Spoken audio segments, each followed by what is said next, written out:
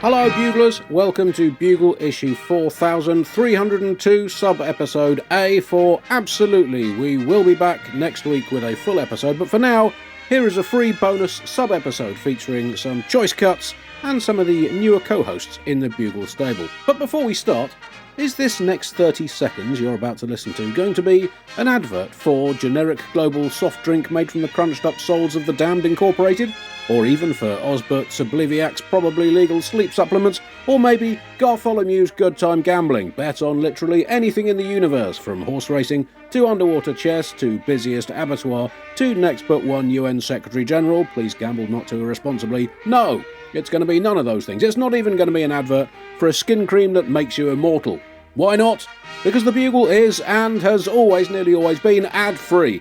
And how do we keep it ad-free? By not running advertisements. Obviously, that's quite simple. But to facilitate this happening, it all comes down to you. Yes, you, the person listening to this now. You can, and many of you do already, make this happen with your wonderful contributions to the Bugle voluntary subscription scheme. To join the most blessed throng humanity has ever known, and or to make a one-off or ideally recurring contribution to help keep this show free, flourishing and self-sufficient, or FFS as we call it around here, go to thebuglepodcast.com/donate and help us keep Skin Mortal Limited away from the show now and for the rest of eternity. Right, consider yourselves commercially nudged, Buglers. Now let's start this sub-episode with an announcement from the United Nations on the climate, with me, Nish Kumar, and Alice Fraser.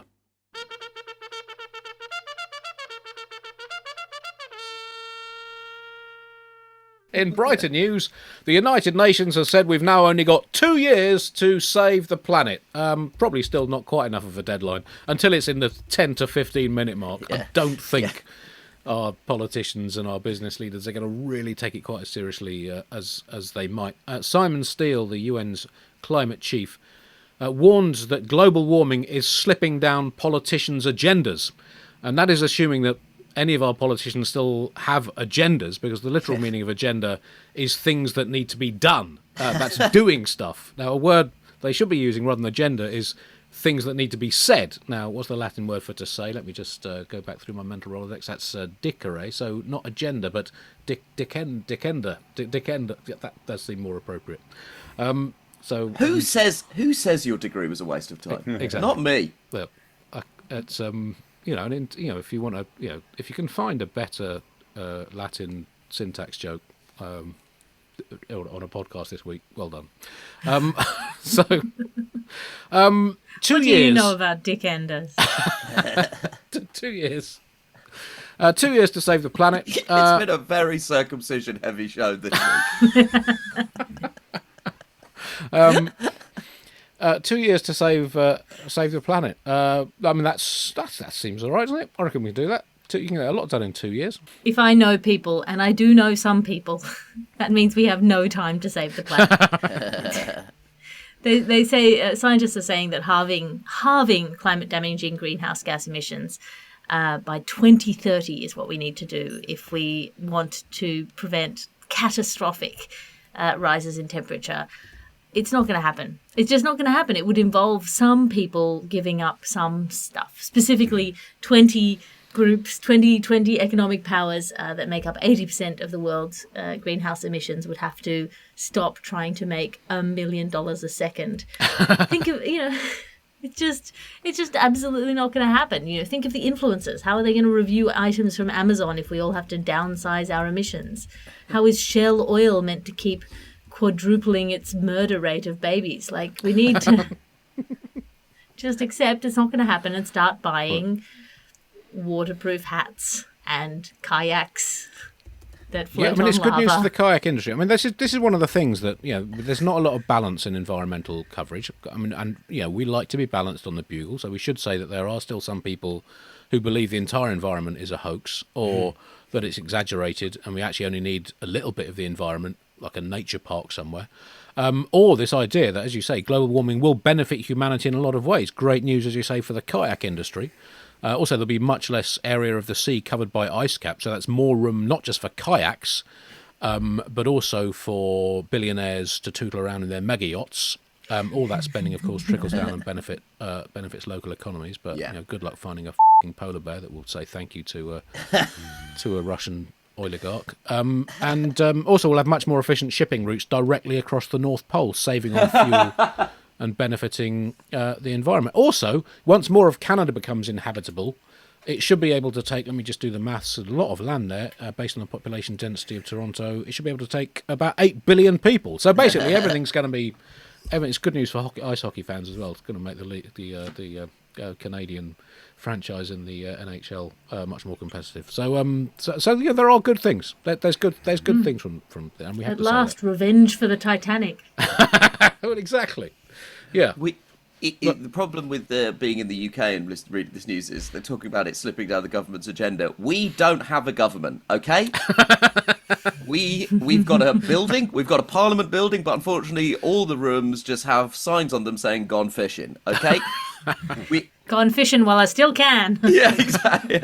The idea that, specifically to view this through the prism of the British populace, the idea that it's slipping down the agenda suggests that there is an agenda. Yes. Whereas at the moment, the only thing on our government's agenda is find a job for when we all get sacked. It's very, very difficult.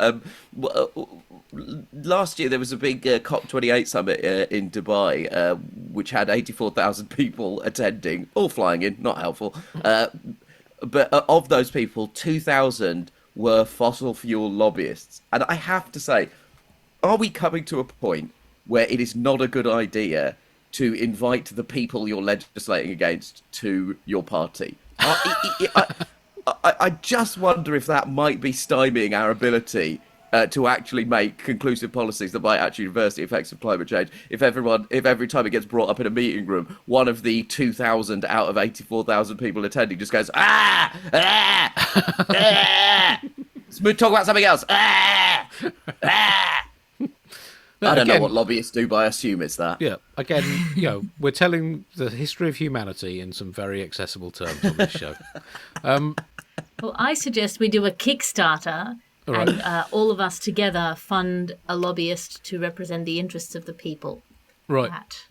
Yeah, I'm not sure that's going to work, Alice. I think what we need is to harness AI and allow political lobbying on behalf of people from the future using AI lobbyists. That is the only possible way. And also a new law. We need more eclipses. I think that would help. That eclipse actually did quite a lot in terms of stopping sunlight getting through. Just need more of them. We need a new law. Andy, you say getting AI to represent the interests of the people from the future as satire, but that is literally what the rabbit hole that the effective altruist movement went down. Yeah.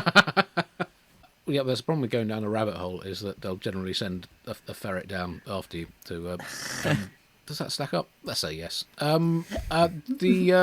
Also a new law so that politicians are cryogenically frozen when they leave office and then brought back to life for 1 year every 25 years so they can see what their true legacies are before being refrozen for the next 24. And I think then you might have politicians acting with a little bit more long-term strategy. Finally, Pitt the Elder would come to see that his bath shitting was frowned upon. In many ways, that was just Pitt's, preemptive metaphor for how we've treated the planet. So he deserves a lot of credit. Obviously, the end of the world is not nearly as important as domestic politics in the UK, and the good news reached us here in this blessed land that Rishi Sunak's Rwanda scheme is alive and not at all well. I discussed it with Alice Fraser and Alastair Barrie.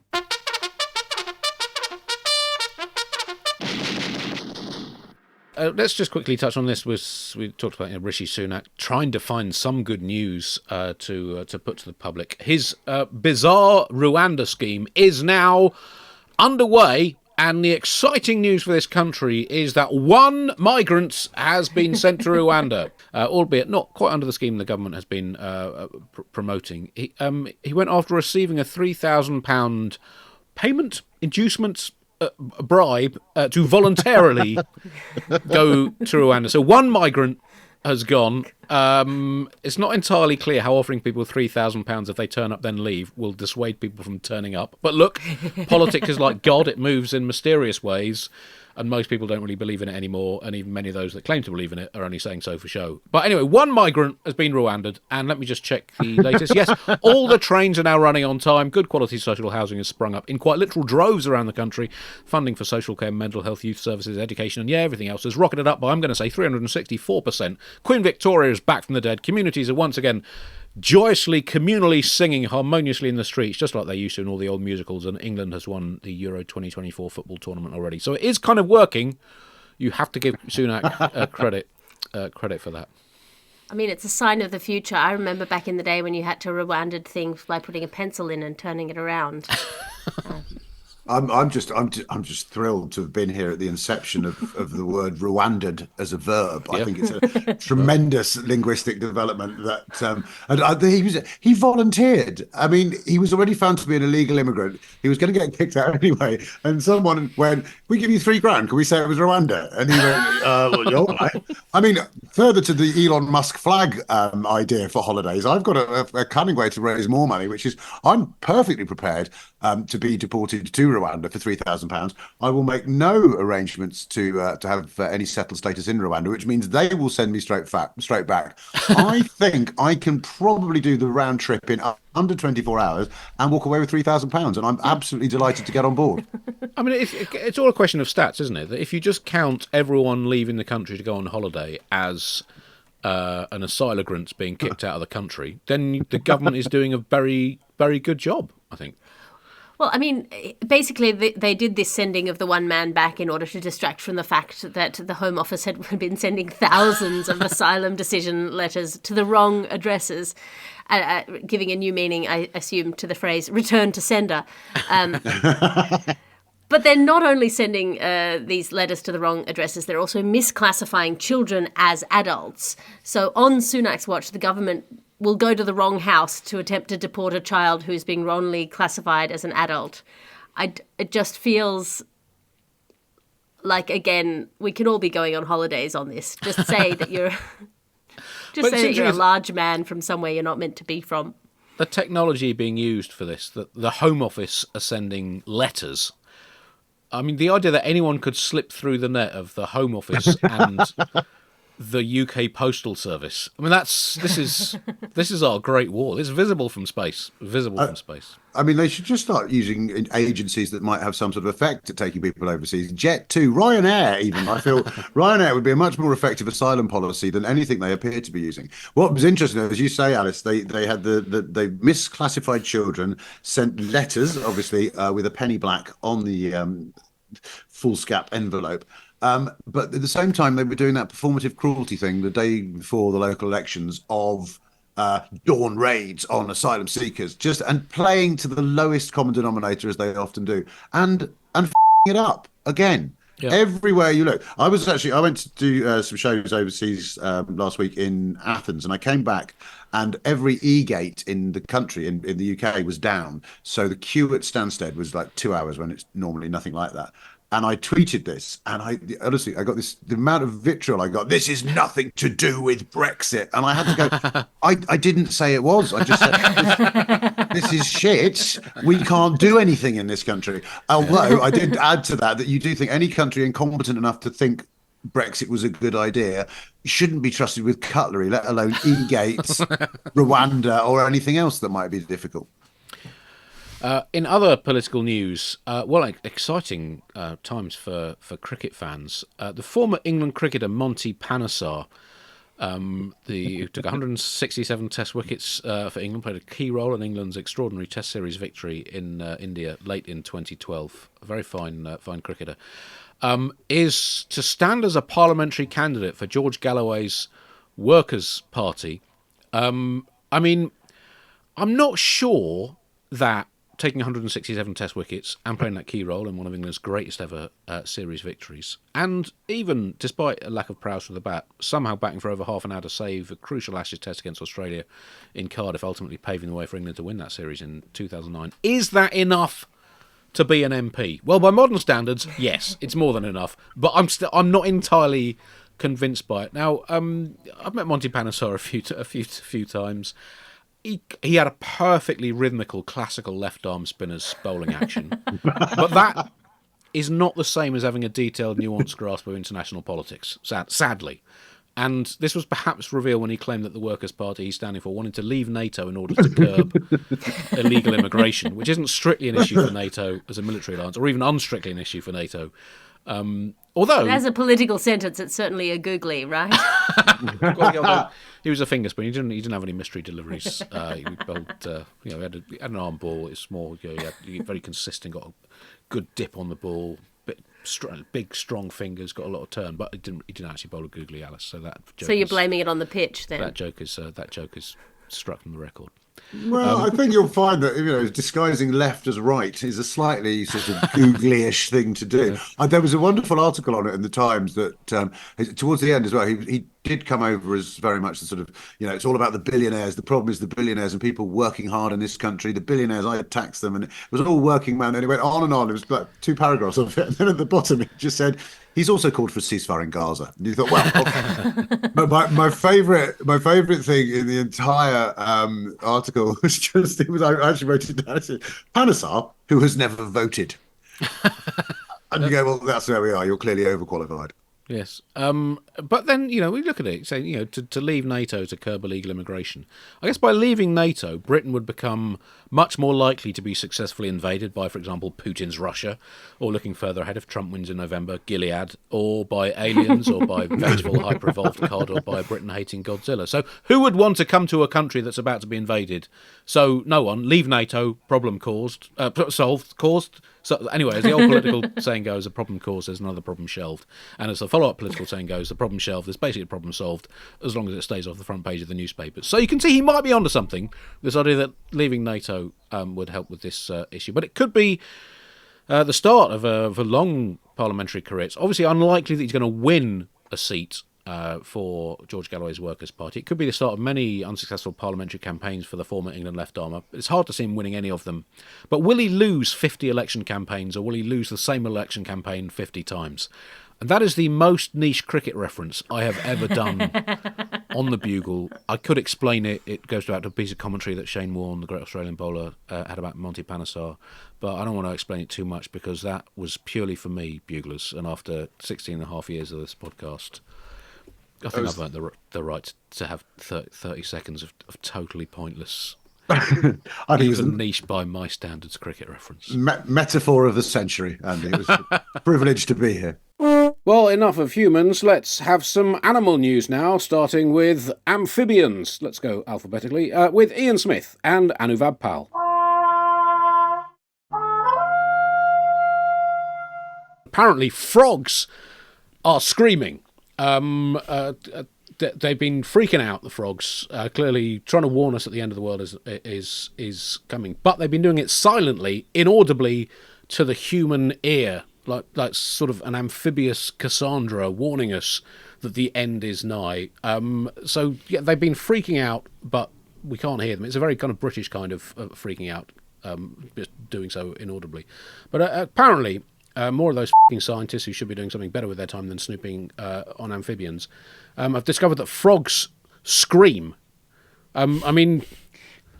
This is a child of the Muppets generation. This makes me wonder what the internal monologue of Kermit the Frog was. I'm starting to reassess exactly that jovial, kind exterior. What was he bottling up?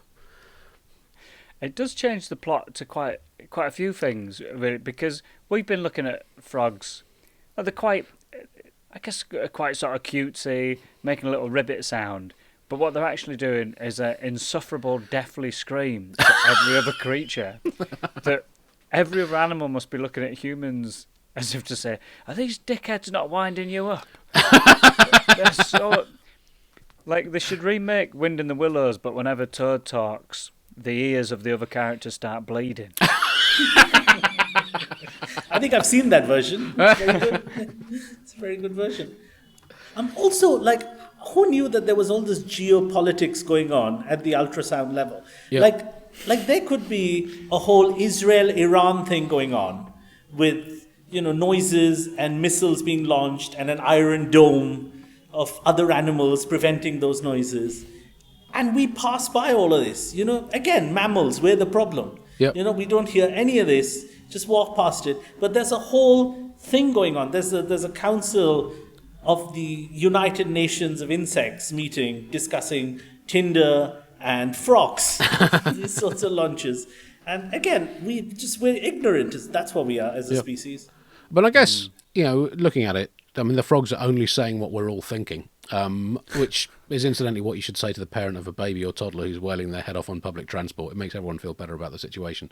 The specific frog involved are called leaf litter frogs, and they were filmed arching their backs, throwing back their heads and opening their mouths wide. So it's possible that rather than screaming, they just scored a goal or were appealing for LBW. We don't know until there's more research into this. So they recorded some audio.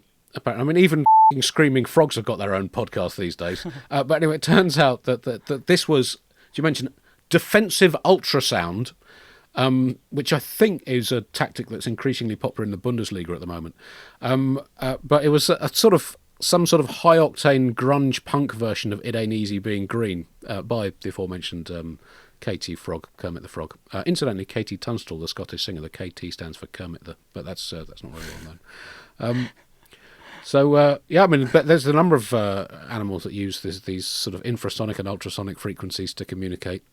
Frogs join bats, whales, rhinos, dogs, pigeons, and cuttlefish, and a few others that you can just add to the list if you want. And we humans can't hear any of it, which makes you think, what the f*** are they saying? We are a naturally hypochondriacal species anyway. We don't need this shit going on behind our backs. This is another opportunity for the 70s comedian version of myself to probably just say that I wish my wife was a frog, something like that. I wish she was working on an ultrasonic frequency I can't understand. Another drag of the cigar. Ian, everything comes in cycles. You've just got to bide your time. Yeah, I'm just waiting for my moment. Sounds quite postmodern, actually, as a comedic idea. Look, the Indian monsoons, they get a lot of frogs. Every year, I see a bunch of these frogs, and, I think a couple of weeks ago, I saw a squirrel punch one in the face. And now I think I know why, because someone told me, the squirrel's going to eat the frog, and I'm like, no, squirrel's a vegetarian. Now I just think it was because he was on a loudspeaker, probably in the middle of a Bollywood song, and the squirrel just had enough. It just went and just gave it an uppercut, and as you should. Now I know why. Do you remember when there was footage of a sort of riot at a football match and a Newcastle United fan punched a horse in the face? Yeah.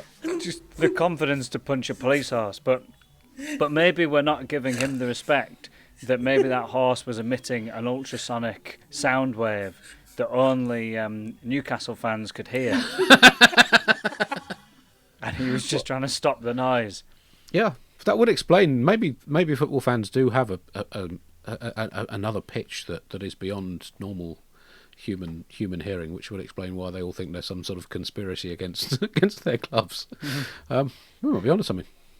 Yeah, that horse that Ian refers to became such a celebrity in the Northeast that years after it retired, when it finally passed away, it got an obituary in the local newspaper. Its name was Bud. Right. That was a big story. Yeah. Wow. It was just doing its job. It wasn't running around central London. It didn't deserve to be punched in the face. Actually, I mean, some of the horses that did escape in central London were wearing T-shirts saying, I am Bud. So, there's a solidarity there. Beyond the frogs screaming, children are also attempting to warn us of the end of the world. And there's a story this week about a British boy who has won one of the few sporting competitions that I was not previously aware of, the European Seagull Screeching Championships.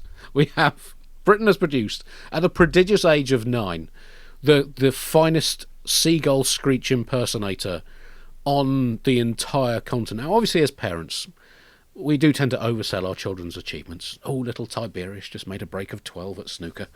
Brendolin read the blurbs on the back of all the 7 Harry Potter books in just a week. Quaplodicus won the Interrogator of the Week at Junior CIA Club. He's only 6 and he wired the electrodes himself. Yeah, well, my kid can screech like a f***ing seagull. So who's winning Parent of the Decade this decade? It's, I mean, truly a sensational achievement. And, you know, I'd certainly know if either of my 2 children had achieved anything of this level in the animal screech impersonating world, I'd be so proud. So very proud. And it's genuinely an incredible impression. Like, you kind of think people are probably going to think, oh, what a silly competition this is, but I don't think people understand how prestigious the European seagull screeching competition is. And to have a 9-year-old who'd usually be operating in the under-12s leagues to be not just in, you know, under-18s, but to be doing it in the full European competition against kids from Barcelona and Real Madrid. But it's a genuinely incredible impression. And what they don't say in the article is he did go a bit too far, because he then started stealing everybody's food. Well, you've got to get into the party, and you know, as someone who's had to act not being terrified of a horse on Noah's Ark, you know, you've got to get into that part, haven't you? You've got to commit to it. Yeah.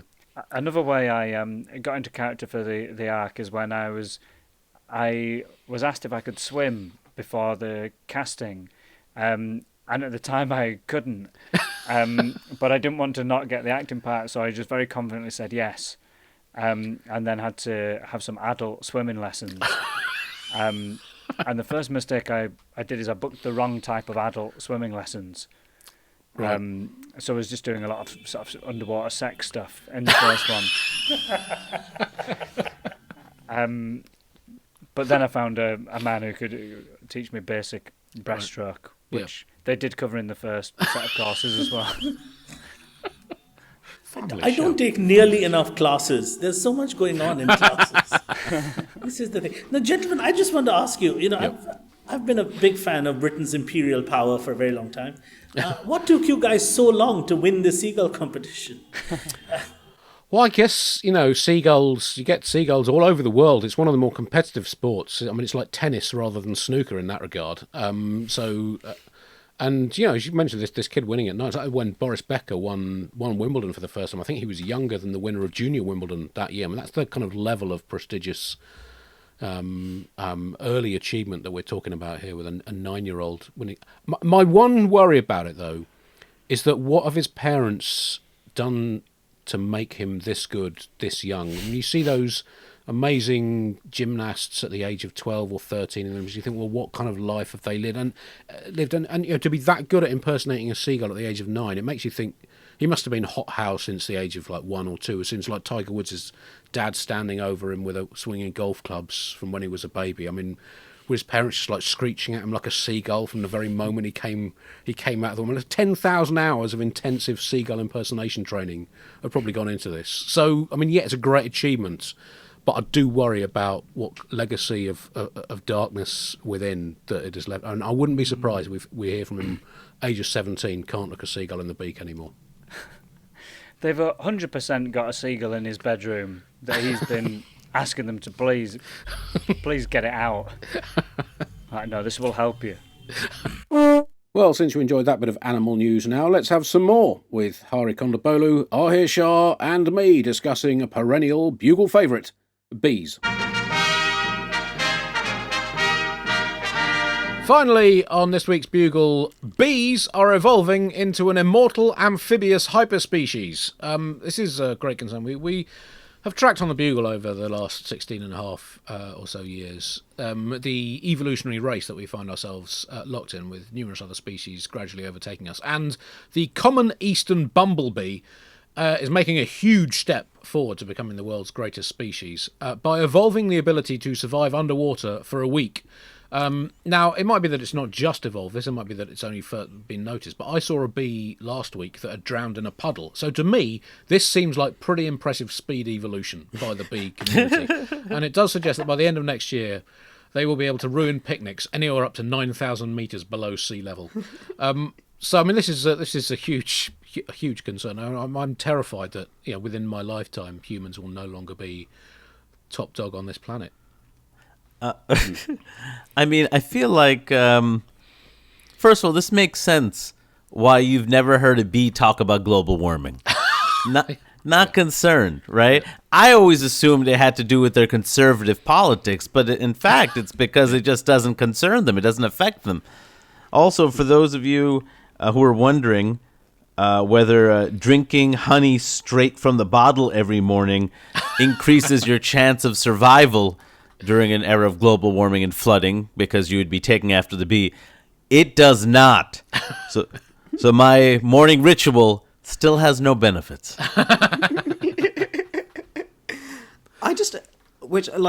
Right, bees, they're always in the news, right? Yep.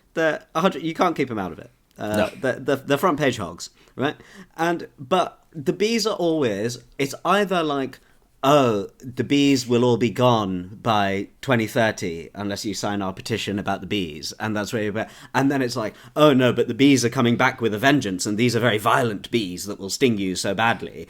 And then it's like, oh no, the bees, they're running out again, and now it's like the bees are amphibious. It's like, I would just like for the bees to make up their mind as to whether or not they're fucked, or like, it's constantly like either they're fucked or they're coming for us, right? And it's like, where do I stand with relation to these bees? There you go. Well, thank you for listening to this Bugle sub-episode. We will be back next week with all the stories from everywhere, including Donald Trump's defection to the Labour Party, and all the rest of the news from all corners and crannies of the human world and soul. Also, if you're in or near Tunbridge Wells on the 1st of June, do come to see a special one-off Satirist for Hire show at the Trinity Theatre to raise money for arguably one of the greatest arts venues in Tunbridge Wells. Do come along. Tickets available on the internet. Until next week, goodbye.